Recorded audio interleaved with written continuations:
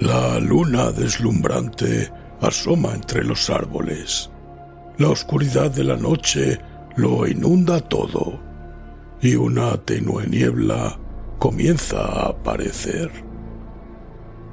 Adéntrate en el bosque, busca el árbol viejo, siéntate a su lado.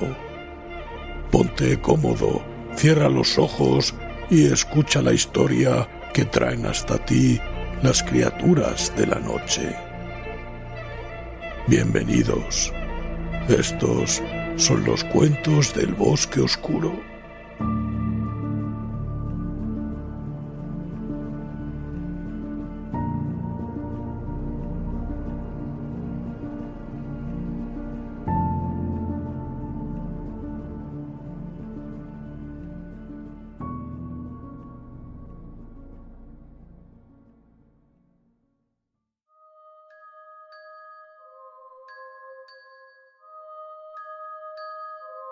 Si te gusta lo que hacemos, recuerda suscribirte. Es totalmente gratuito y estarás al tanto de la aparición de nuevos audios. Si lo que quieres es apoyarnos porque te gusta nuestro contenido, puedes hacerlo como mecenas. Así, por muy poco, tendrás acceso al contenido exclusivo para fans. Para ello, ve a la página principal de nuestro podcast y pulsa en el botón apoyar. Y recuerda darle a me gusta antes de que acabe el audio, que no se te olvide. Quién sabe qué horribles pesadillas nos aguardan después.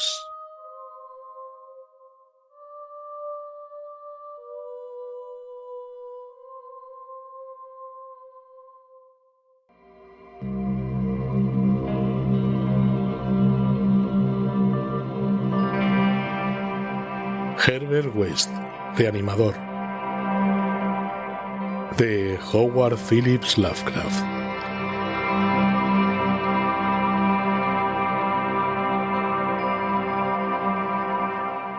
Capítulo 6. Las legiones de la tumba.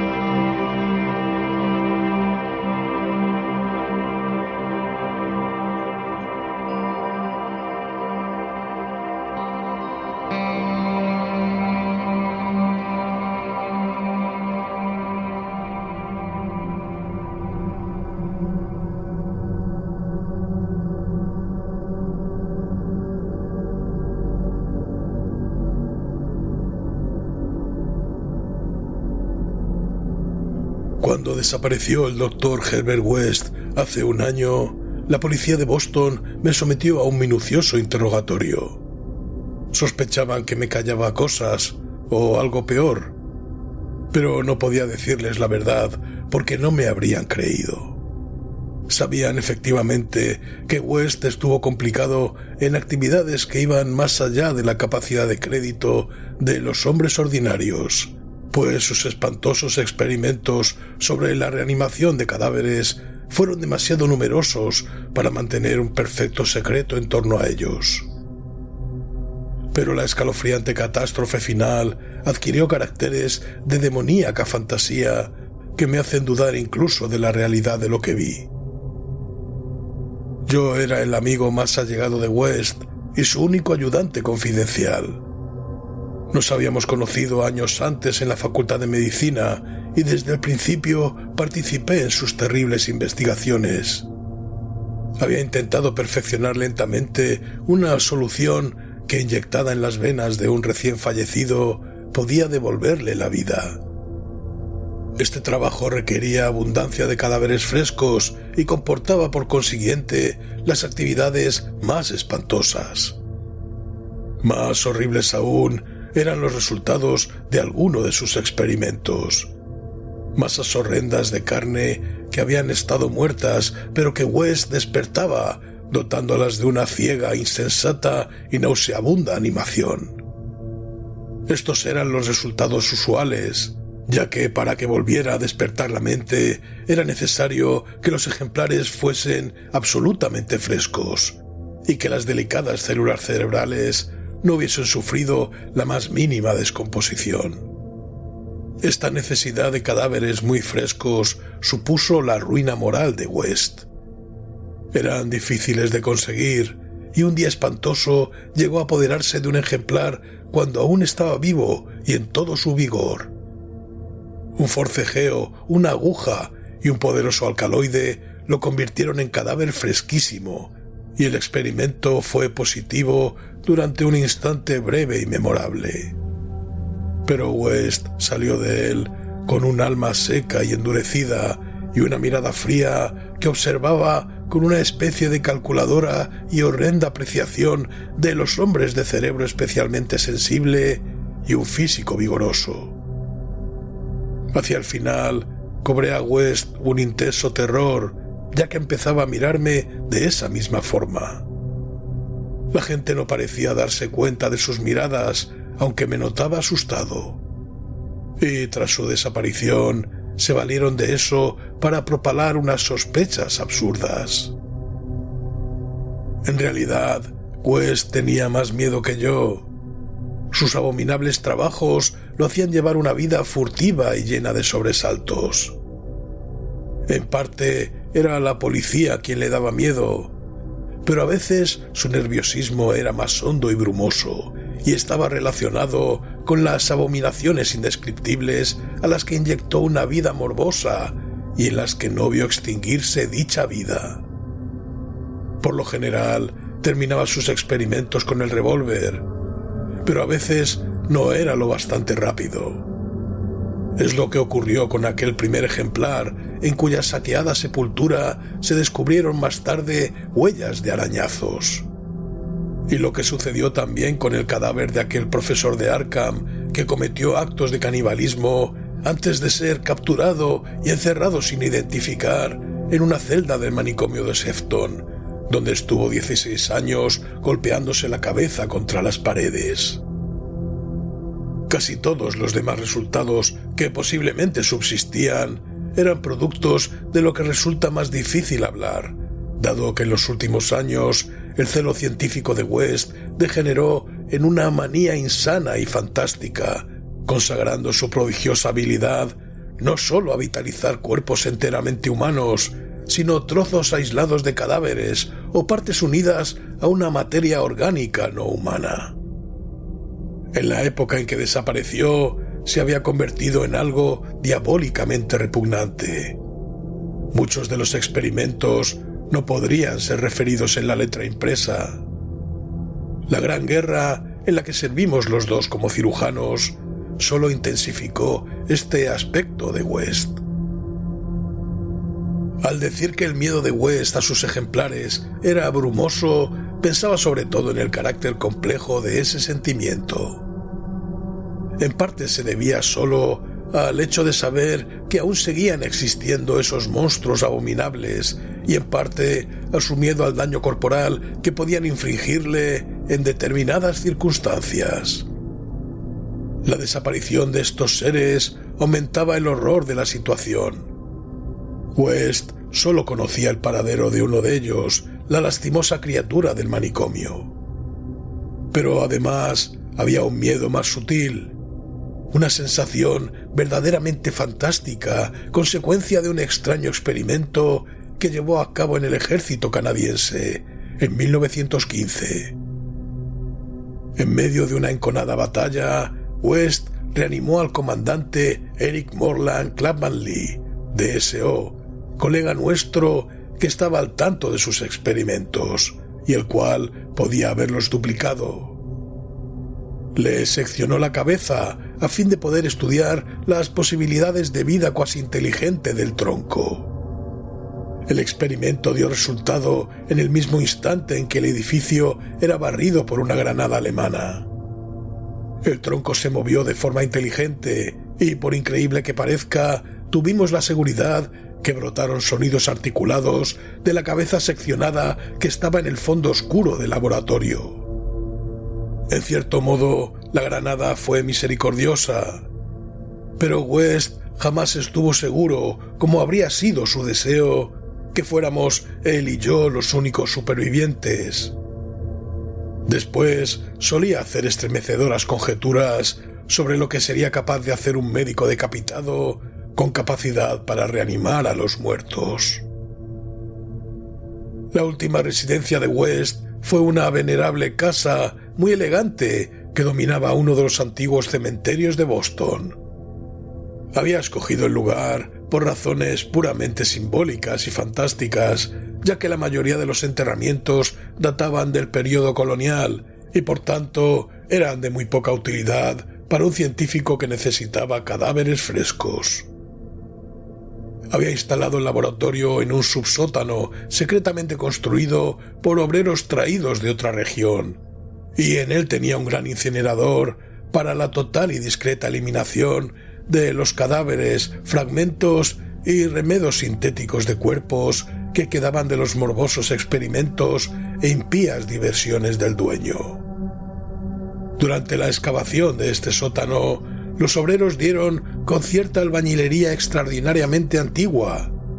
Sin duda comunicaba con el viejo cementerio, aunque era demasiado profunda para que desembocara en algún sepulcro conocido. Después de muchos cálculos, West concluyó que debía existir alguna cámara secreta bajo la tumba de los Averill, en la que el último entierro se efectuó en 1768. Yo estaba con él cuando estudió las paredes goteantes y nitrosas que dejaron al descubierto las palas y los picos de los obreros, y estaba preparado para el espantoso escalofrío que nos aguardaba en el instante de descubrir los secretos sepulcrales y seculares. Pero por primera vez, la nueva timidez de West se impuso a su natural curiosidad y traicionó su degenerada fibra, imponiéndole que dejase intacta la albañilería y la tapase con yeso. Y así permaneció hasta la noche infernal como parte de las paredes del laboratorio secreto. He hablado del debilitamiento de West, pero debo añadir que era puramente mental e intangible.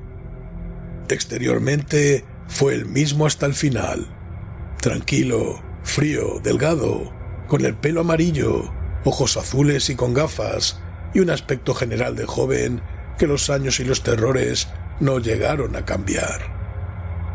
Parecía sereno incluso cuando pensaba en aquella sepultura arañada y miraba por encima del hombro, o cuando pensaba en aquel ser carnívoro que mordía y manoteaba los barrotes de Sefton. El final de Herbert West comenzó una tarde en nuestro despacho común, cuando alternaba su extraña mirada entre el periódico y yo.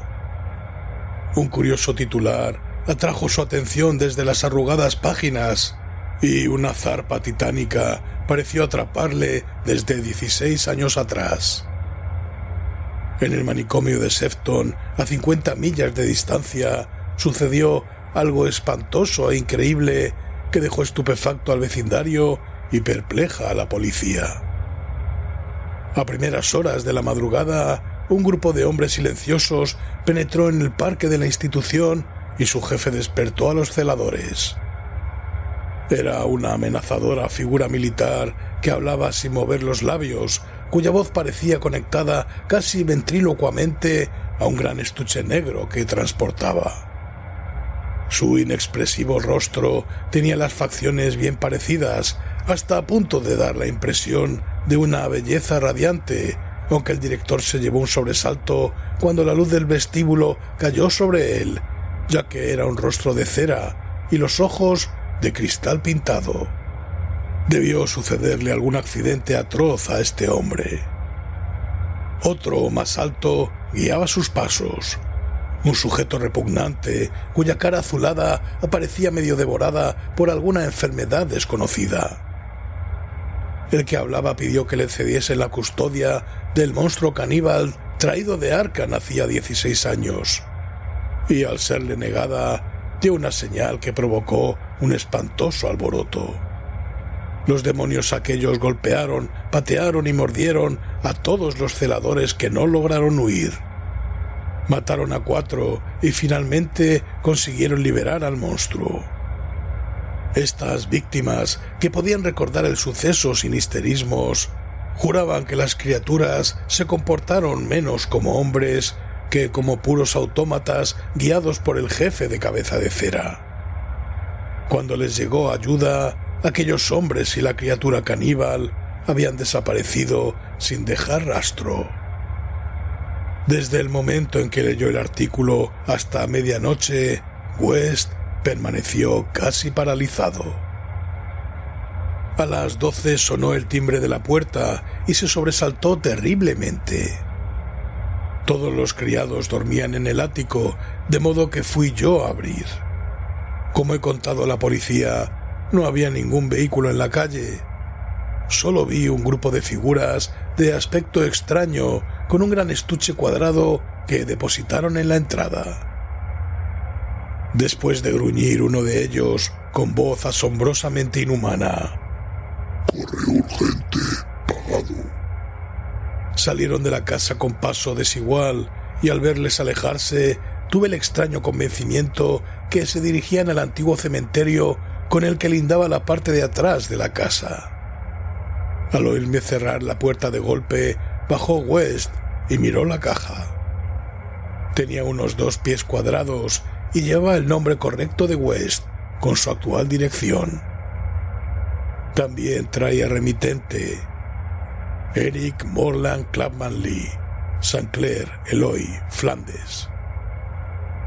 6 años antes, en Flandes, el hospital se había derrumbado a causa de una granada sobre el tronco decapitado y reanimado del Dr. Clapman Lee y sobre su cabeza separada, la cual quizás había llegado a proferir sonidos articulados. Ahora West ni siquiera se emocionó. Su estado era más espantoso. Dijo rápidamente: «Es el fin, pero incineremos esto». Transportamos la caja hacia el laboratorio con el oído atento.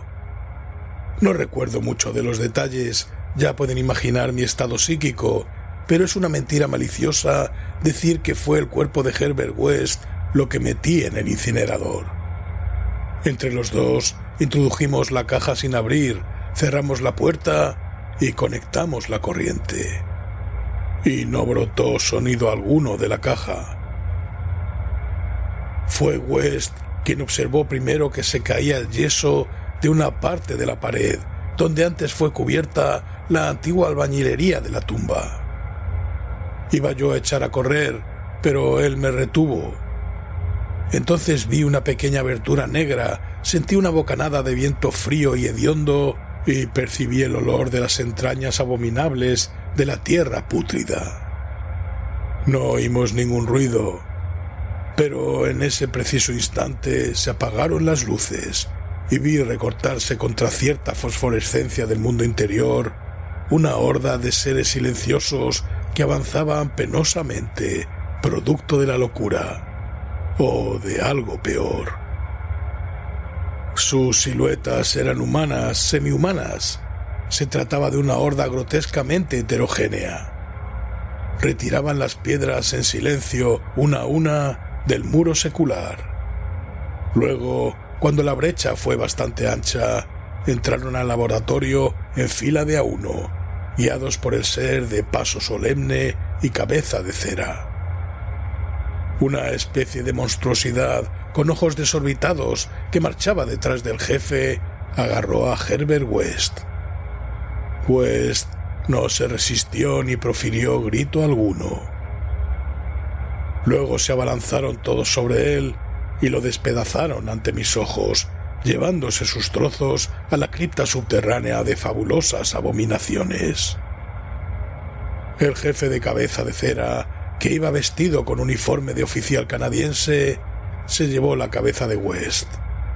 Al desaparecer, vi que sus ojos azules, detrás de las gafas, centelleaban espantosamente, revelando por primera vez una frenética y visible emoción. Los criados me encontraron inconsciente por la mañana. West había desaparecido. El incinerador contenía solo ceniza inidentificable.